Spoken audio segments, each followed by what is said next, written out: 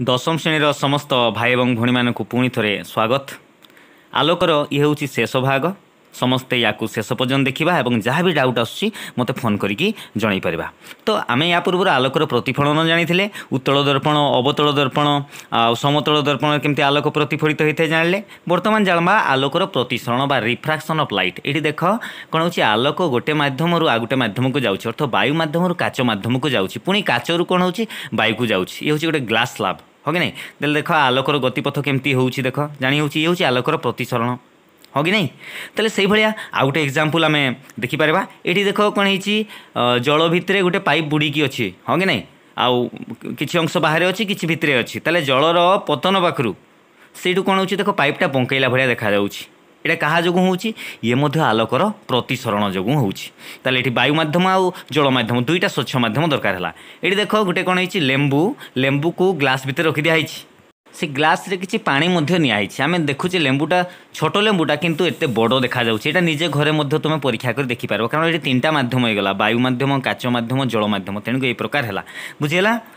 तो ये मध्य आलोकर प्रतिसरण। बर्तमान तार डेफिनेशन आसला आलोक गोटे स्वच्छ माध्यम अन्य एक स्वच्छ माध्यम को तिर्यक भाव में प्रवेश कले तार संचारण दिग द्वितीय माध्यम बदली जाए। कौन हुए आलोक गोटे स्वच्छ माध्यम आउ गोटे स्वच्छ माध्यम को जो प्रवेश करते कौन हो तार संचारण दिग द्वितीय माध्यम बदली जापरी घटना को आलोकर प्रतिसरण कहुए।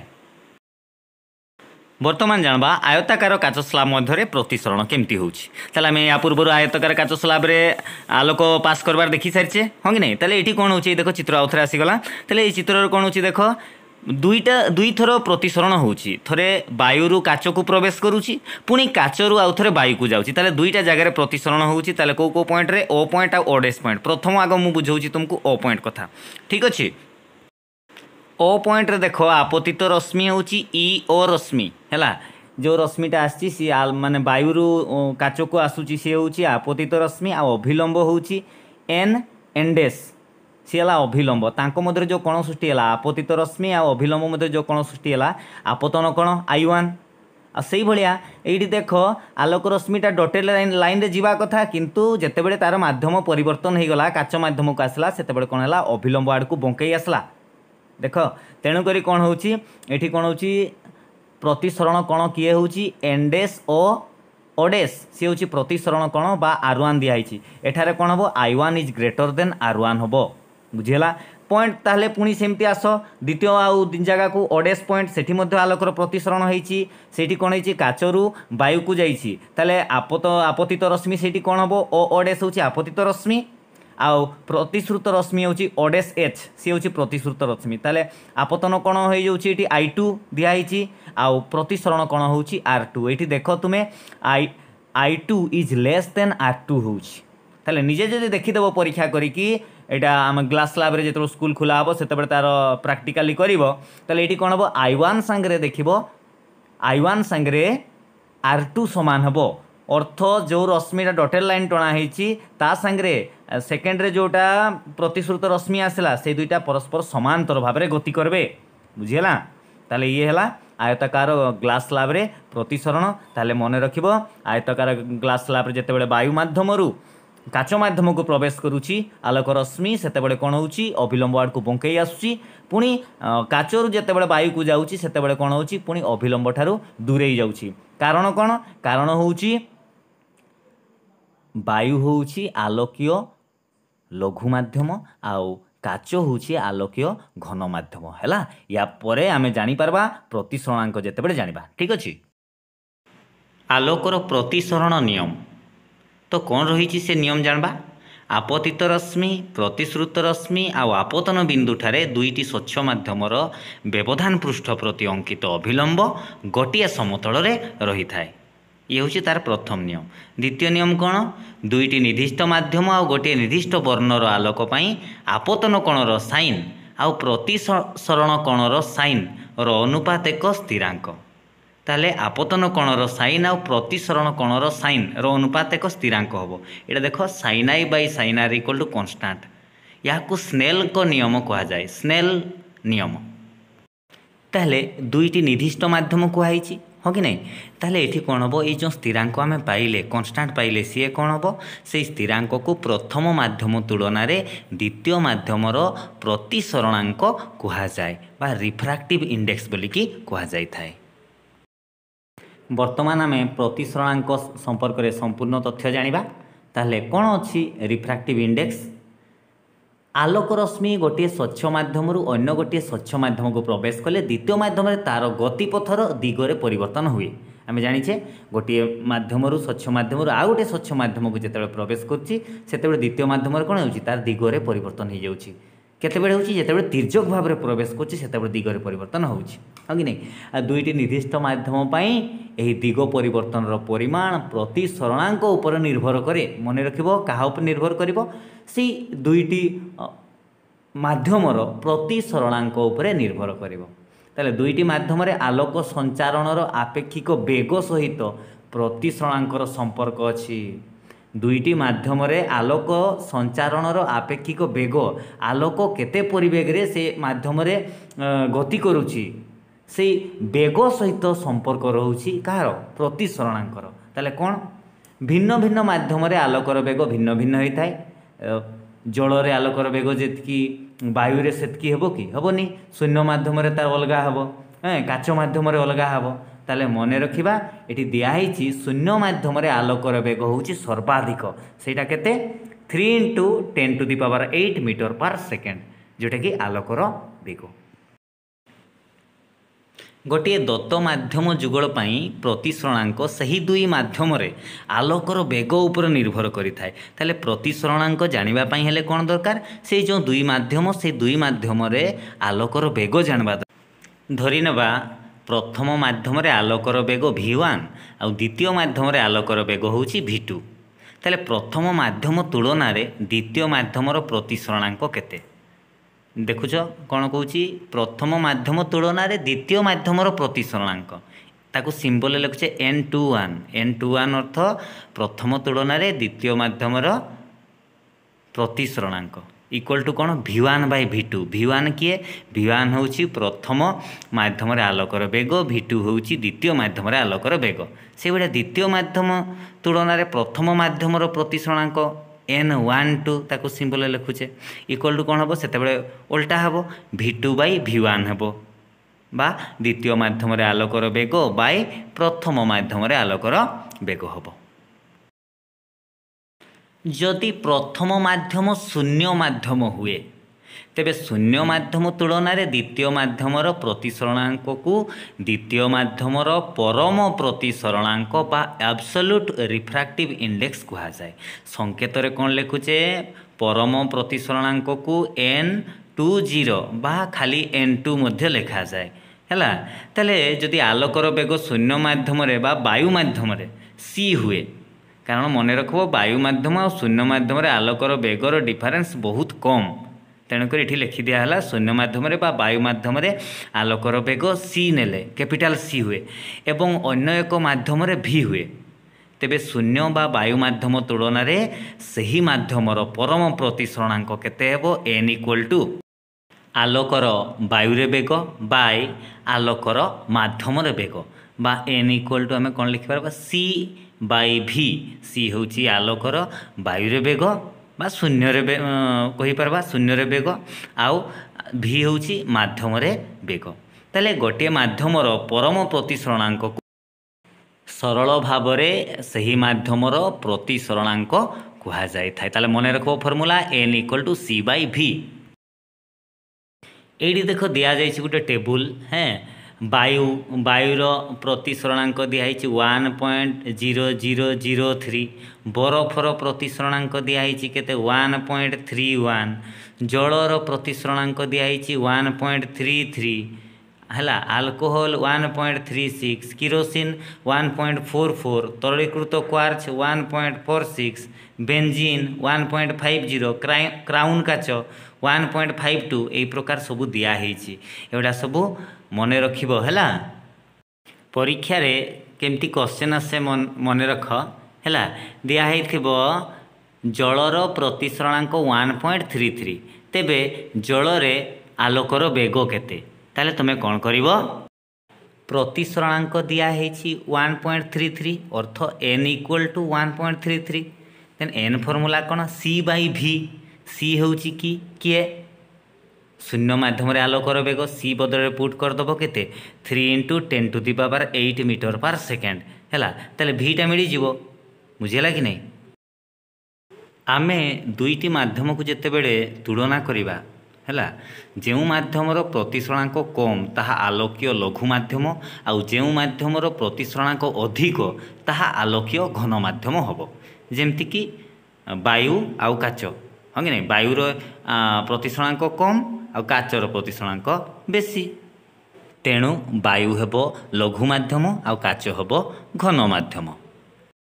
सेहीपरि गोटे लघु मध्यम घन मध्यम को आलोक गति कले ताहार बेग कमी जाए मन रखब लघु मध्यम घन मध्यम को जिते बड़े आलोक गति करुच्ची से तार बेग कमी जाऊँगी आउ अभिलंब आड़ को बांकी आसे से भाया गोटे घन मध्यम लघु मध्यम को आलोक जदि गति करे ताले कौन हम आलोकर बेग वृद्धि पाए आ अभिलंब ठारू दूरे जाए जमीक आम वायु काच को गले बेगटा कमिज काचरू पुणी आउ थे वायु को गले बेग वृद्धि हे। बर्तमान जाना आम लेंस है लेंस क्या कहवा दुईटी पृष्ठ थिबा एक स्वच्छ प्रतिसरणकारी माध्यम गोटे पृष्ठ बा उभय पृष्ठ वक्र होइथिले ताहाकू लेंस कहा जाए मन रखिबो डेफिनेशन है। लेंस होउची दुई प्रकारर कौन कौन से दुई प्रकार लेंस गोटे है उत्तल लेंस बा कन्वेक्स लेंस आ गोटे है अवतल लेंस बा कनकेव लेंस। उत्तल लेंस क्या कहवा जो लेंसर दुईटी वर्तुलाकार पृष्ठ बाहर आड़ को वक्र हो रही थाए सही लेंस को उत्तल लेंस बा द्वि उत्तल मध्य ताकू कहा जाई थाए। ताहरे यार देख यार मझी अंश धार अंश ठारू कौन होता है अधिक मोटा होता है आ उत्तल लेंस आलोक रश्मि गुच्छ को कौन करी थाए केंद्राभिमुखी करे केंद्राभिमुखी करी थाए तेणुकरी एई लेंस को कौन कहा जाए केंद्राभिमुखी बा अभिसारी लेंस मध्य कहा जाई थाए। वर्तमान जानबा अवतल लेंस जो लेंसर दुईटी वर्तुलाकार पृष्ठ भीतर आड़ को वक्र हो रही थाए ताको अवतल लेंस बा कनकेव लेंस कहा जाए याको द्वि अवतल मध्य कहा जाई थाए। एही लेंसर धार अंश मझी अंश अपेक्षा अधिक मोटा होता है आ लेंस आलोक रश्मि को अपसारण करे तेणुकरी ये अवतल लेंस को अपसारी लेंस मध्य कहा जाई थाए।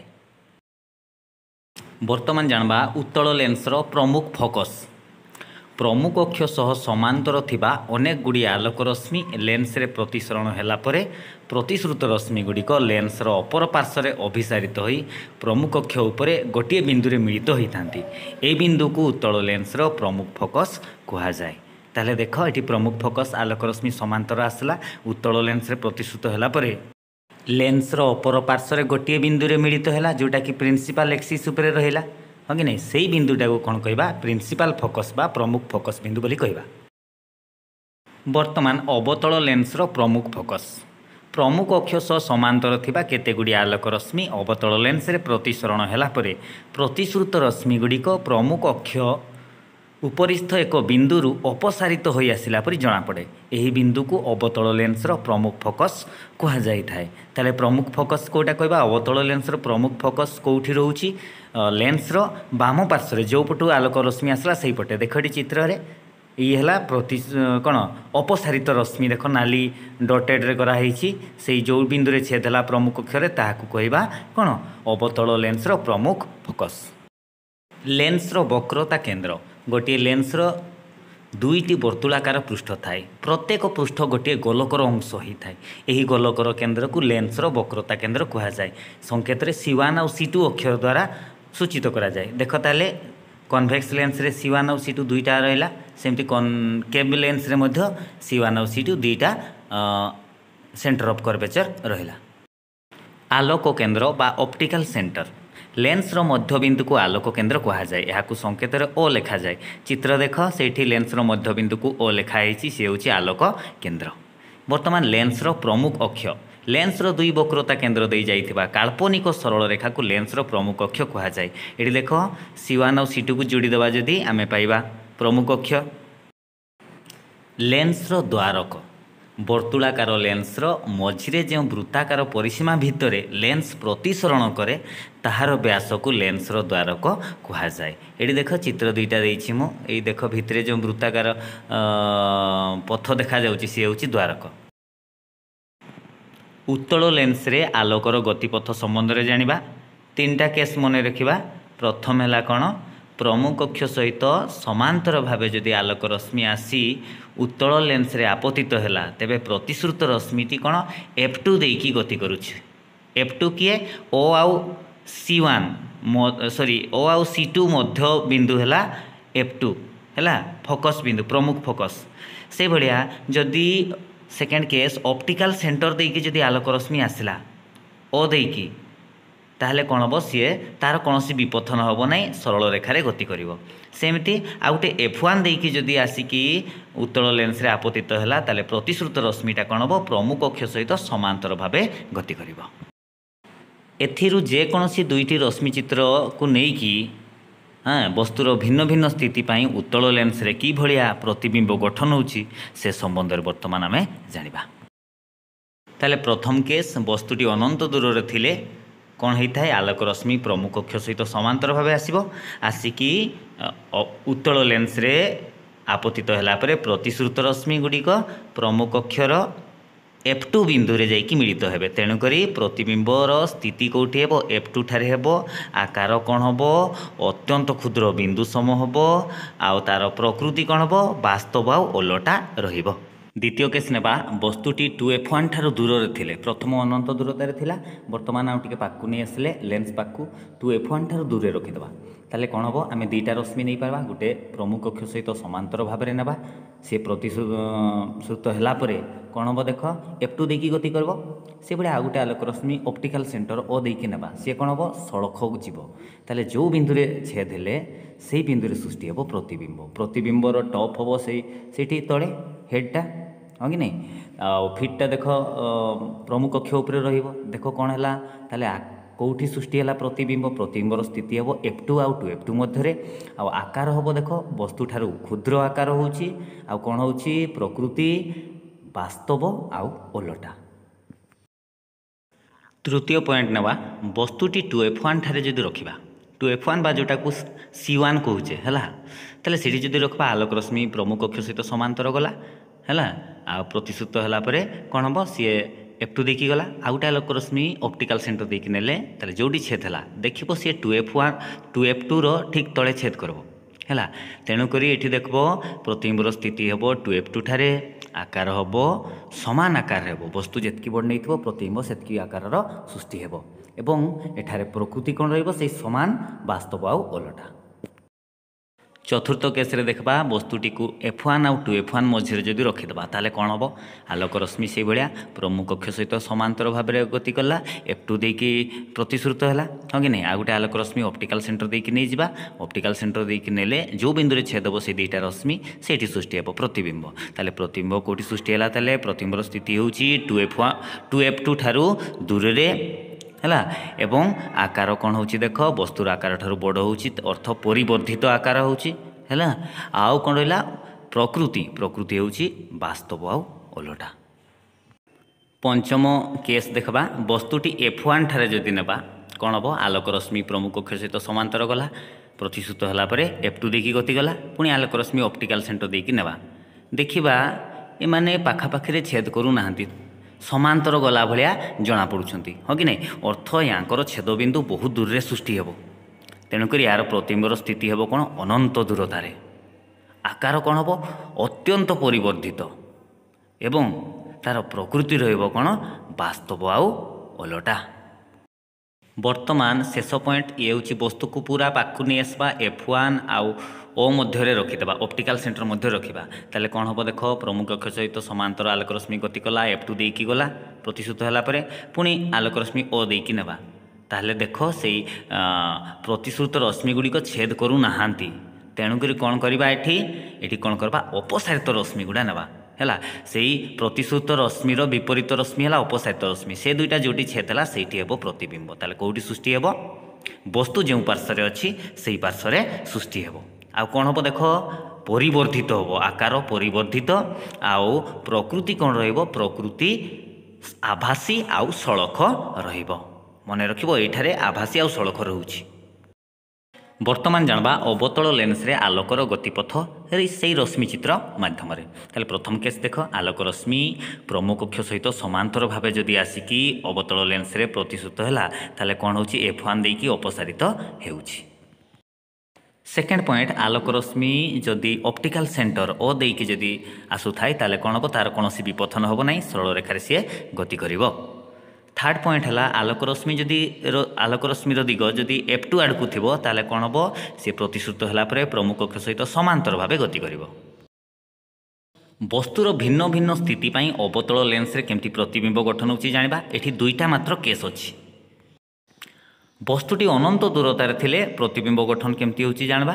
ताले अनंत दूरतार जेतेबेले वस्तु होची आलोक रश्मि प्रमुख अक्ष सहित समांतर भाव में आसिकी अवतल लेंस रे आपतित है तेबे प्रतिश्रुत रश्मि गुड़िक छेद करेंगे ना तेणुक अपसारित रश्मि गुड़िक F1 ठारे छेद करेंगे ताले प्रतिबिंब केउठार सृष्टि हेबो F1 ठारे सृष्टि हेबो।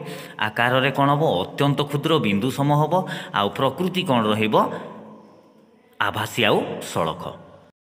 बर्तमान वस्तु को आगे पाकु नहीं आसवा अनंत दूरता और आलोक केन्द्र मध्य जदि वस्तु को रखा ताले कौन हम आलोक रश्मि प्रमुख अक्ष सहित समांतर भाव में गति कर आउ F1 देकी अपसारित हम पुणी आलोक रश्मि ऑप्टिकल सेंटर देखी गला ताले छेद जो है सृष्टि सृष्टि हे देख एडेस बीडेस दिखाई प्रतिबिंबर स्थिति हाँ कि नहीं ताले प्रतिबिंबर स्थिति केउठारे F1 आउ अ मध्य सृष्टि हे आकार कौन हम वस्तु ठारू क्षुद्र हम प्रकृति हम आभासी आउ सड़ख। ताले मन रखिबो जेते घुंचे घुंचे पाकु आणबा एई अवतल लेंस पाकु आणबा ताले प्रतिबिंब सेई F1 ठारू ओ मध्य ही सृष्टि हेबो बुझिला। वर्तुलाकार लेंस पाई संकेत प्रथा जानिबा। लेंस क्षेत्र रे समस्त दूरता लेंस रो आलोक केन्द्र ठारू मपा जाय थाए। आ उत्तल लेंस रे फोकस दूरता पॉजिटिव हेबो आ अवतल लेंस रे नेगेटिव हेबो कारण आमे जानिछे उत्तल लेंस रे प्रमुख फोकस F2 होता है डाहाण पटे रोची अवतल लेंस रे प्रमुख फोकस F1 सी बाँ पटे रोची तेणुक ए प्रकार होता है।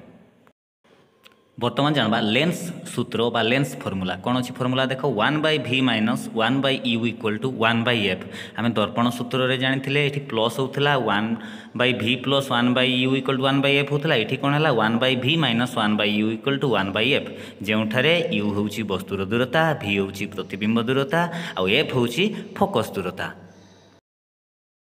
परिवर्धन बा मैग्निफिकेशन आमे दर्पण रे भी पढ़ी ताले कौन प्रतिबिंब उच्चता और वस्तुर उच्चतार अनुपात को लेंस द्वारा सृष्ट परिवर्धन कहा जाए। यहाँ सिंबल रे कौन लिखुचे स्मॉल m ताले m = कौन h'/h बा ताकू जदि आमे वस्तुर दूरता और प्रतिबिंब दूरता मध्य संपर्क काढ़ा ताले v/u आसीबो। ताले एठी ताले जेउठारे h होची वस्तुर उच्चता h' होची प्रतिबिंबर उच्चता आउ u होची वस्तुर दूरता v होची प्रतिबिंबर दूरता मन रखिबो। ताले ये हला फर्मूला। गोटे एग्जांपल देखिबा गोटे अवतल लेंस रो फोकस दूरता देछि 15 सेंटीमीटर अवतल लेंस फोकस दूरता अर्थ नेगेटिव आसबो सी हैला f = नेगेटिव नेबा। लेंस सम्मुख रे गोटे वस्तु को केते दूरता रे रखिले तार प्रतिबिंब लेंस ठारू 10 सेंटीमीटर दूर रे सृष्टि हो ताले प्रतिबिंबर दूरता देला -10 सेंटीमीटर कारण वस्तु जो पार्श्व अच्छी से पार्श्व प्रतिबिंब सृष्टि हे तेणुक -10 सेंटीमीटर नवा तो लेंस द्वारा केते परिवर्धन सृष्टि होउची ताहा निर्णय करबा पई कहला। ठीक अछि देखो ताले एग्जांपल 6.3 रो आंसर देखबा। ताले ये जेहेतु अवतल लेंस कुहाई फोकस दूरता f टा कौन हम नेगेटिव -15 सेंटीमीटर नेले प्रतिबिंब दूरता v -10 सेंटीमीटर कारण वस्तु जो पटे अच्छी प्रतिबिंब से पटे सृष्टि होउची तेणुक ये -10 सेंटीमीटर हैला। तेना वस्तुर दूरता यूटा दिखाहीनी ताले लेंस फर्मूला अनुसार आम you काढ़ीदेवा 1/v - 1/u = 1/f value put करदे 1/-10 v रो भैल्यू -10 u रो भैल्यू दिखाहीनी रहा u 1/15 पुट होगा देन ए -1/u को एपटे नहीं आसले या को एपटे नहीं आसले ताले एटा पॉजिटिव प्लस होगा पुणी 1/u को ये रखिले एटा को मिसेले लसा को -30 रहा ताले -3 एतकी हरण एतकी करवा +3 आसला +3 प्लस -30/15 कले के -2 ताले -2 है ताले के 1/u = एटा 1/-30 बा -1/30 है ताले यूटा के -30 सेंटीमीटर ताले वस्तुर दूरता पाईगल के 30 सेंटीमीटर परिवर्धन काढ़वा v/u = -10/-30 इक्वल टू केते हेगला 1/3 ताले परिवर्धन देख 1 रु कमिगला तेणुक आकार कौन हम क्षुद्र हम हाँ ताले परिवर्धन पॉजिटिव जेहेतु होती तेणुक प्रतिबिंब आभासी आउ सड़क हम आगु कहुई दर्पण में प्रतिबिंबर आकार वस्तुर आकार 1/3 है। बर्तमान लेंस पावर बा पावर ऑफ लेंस जानवा कौन लेंस द्वारा होता अभिसारण बा अपसारण मात्रा को लेंस पावर कहुए बा लेंस पावर कहुए गोटे लेंस फोकस दूरतार विलोमी को लेंस पावर कहुए अर्थ P equal to lens power को पी रे लिखा होची पी इक्वल टू 1/f मन रखिबो एसआई एकक पद्धति रे लेंस पावर एकक dioptre D capital D 1 dioptre equal to 1/1 metre कारण फोकस दूरता होची मीटर। उत्तल लेंस पावरटा पॉजिटिव हेबो कारण उत्तल लेंस फोकस दूरता पॉजिटिव से अवतल लेंस नेगेटिव होता है कारण अवतल लेंस रे फोकस दूरता नेगेटिव थाए। अनेक आलोकीय जंत्र रे एकाधिक लेंस व्यवहृत होता है एपरी मिश्रित कर व्यवहार कले परिवर्धन अधिक हुए और प्रतिबिंबर तीक्ष्णता वृद्धि पाए धर किसी लेंस निहाई तार पावर P1 P2 P3 ताको मिसैकी गोटे लेंस तैयारी से पी इक्वल टू कौन हम P1 + P2 + P3 + जितना भी लेंस व्यवहार हो मिसीज सब ताले एकाधिक लेंस गुड़िकर संयोजन द्वारा लेंस व्यवस्था तैयारी करा जाए। यह कैमेरा लेंस अणुवीक्षण और दूरवीक्षण जंत्र में अभिदृश्यक भाव में व्यवहृत होता है। बर्तमान गोटे एग्जाम्पल देखा और चैप्टर को क्लोज करवा। गोटे अवतल लेंस फोकस दूरता देती 2.0 मीटर हेले तार पावर केते मन रख फोकस दूरता मीटर दिखाई ताहले आउ किछि चेंज करबार नहीं जदि सेंटीमीटर देइथबो ताको मीटर करिया पई पड़े हैला ताहले f इक्वल टू कोन देला ताहले -2.0 कारण फोकस दूरता अवतल लेंस रो नेगेटिव p इक्वल टू कोन हो ताहले फार्मूला अनुसार 1/f ताहले 1/-2.0 बा ताको आमे जदि पॉइंट करदबा -0.5 डायोप्टर ये आंसर है। यही टाइप क्वेश्चन पड़ो समस्ते भल भाव प्रैक्टिस करवा। समस्त को धन्यवाद।